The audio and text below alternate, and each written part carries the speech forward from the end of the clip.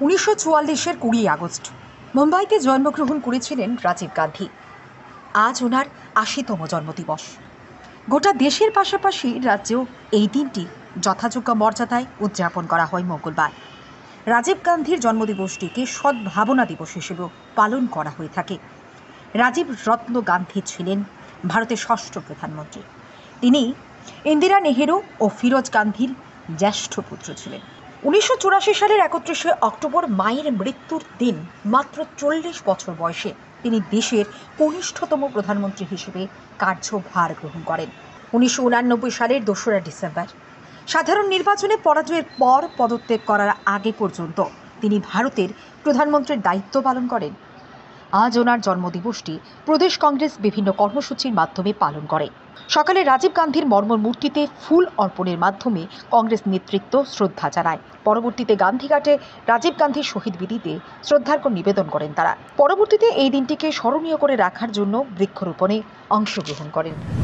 কিভাবে রাজীব গান্ধীর জন্মজয়ন্তী সারা দেশের সঙ্গে ত্রিপুরা প্রদেশ কংগ্রেসের উদ্যোগে ত্রিপুরা রাজ্যের প্রধান কার্যালয় সহ বিভিন্ন জেলা এবং আমাদের ব্লক কমিটির উদ্যোগে 7টি ব্লকে এই কর্মসূচি পালিত হচ্ছে যথাযোগ্য মর্যাদার সঙ্গে। প্রথমেই আমাদের দলীয় পতাকা উত্তোলন, রাজীব গান্ধীর প্রতিকৃতিতে মাল্যদান, মর্মর মূর্তিতে মাল্যদান করে তার সূচনা হয়েছে। রাজীব গান্ধীর এই জন্মদিন সদ্ভাবনা দিবস হিসাবে সারা দেশে এটা উদযাপিত হয়ে থাকে। উনি ছিলেন একবিংশ শতাব্দীর একজন মহান নেতা এবং যার পথ প্রদর্শিত করে আজকে ভারতবর্ষ পৃথিবীর মধ্যে একটা অন্যতম তথ্য প্রযুক্তি বিজ্ঞান উন্নয়নের যুগে প্রবেশ করেছে। সামাজিক সম্প্রীতি, দলীয় আমাদের যে যুব এবং মহিলা তাদের আগামী দিন কিভাবে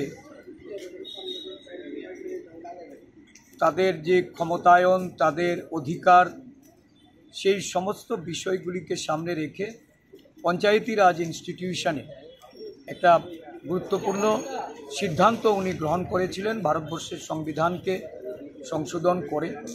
আজকে ভারতবর্ষের যুব সমাজ, মহিলারা তারা এই পঞ্চায়েতি রাজ ইনস্টিটিউশনে দেশের উন্নয়নে একটা গুরুত্বপূর্ণ ভূমিকায় আছেন। এই দিনে ওনাকে আমরা শ্রদ্ধাঞ্জলি অর্পণ করে মহান নেতার যে আদর্শ, মহান নেতার তার যে দেশের প্রতি দেশভক্তি, এটা অনুপ্রেরণা হিসাবে গ্রহণ করে আমরা দেশকে শক্তিশালী করার জন্য দেশের আভ্যন্তরীণ যে বিভেদকামী শক্তি, বিভিন্নভাবে সাম্প্রদায়িক উস্কানিমূলক যে দূরভিসন্ধি, সেগুলিকে নস্যাৎ করার জন্য আমরা সংকল্প গ্রহণ